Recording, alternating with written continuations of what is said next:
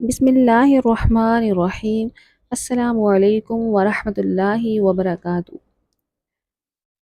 ہم سے آدم بن ابی ایاس نے بیان کیا، کہا ہم سے سلیمان بن مغیرہ نے، کہا ہم سے حمید بن بلال ادوی نے، کہا ہم سے ابو صالح سمان نے، کہا میں نے ابو سعید خدری رضی اللہ تعالی عنہ کو جمعہ کے دن نماز پڑھتے ہوئے دیکھا۔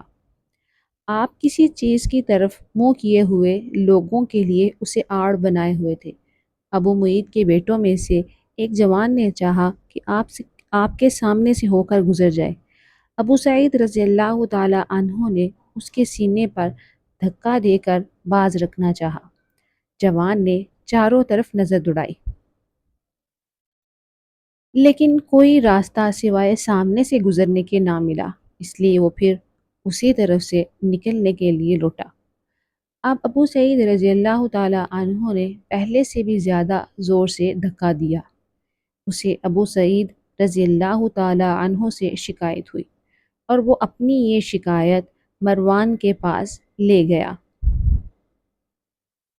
اس کے بعد ابو سعید رضی اللہ تعالی عنہ بھی تشریف لے گئے۔ مروان نے کہا، اے ابو سعید رضی اللہ تعالی عنہ، آپ میں اور آپ کے بھتیجے میں کیا معاملہ پیش آیا؟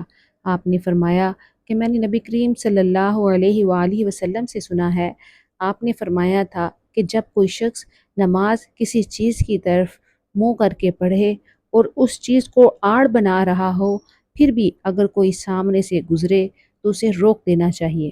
اگر اب بھی اسے اصرار ہو تو اس سے لڑنا چاہیے، کیونکہ وہ شیطان ہے۔ صحیح بخاری حدیث نمبر 509، کتاب نماز کے احکام و مسائل۔ اسٹیٹس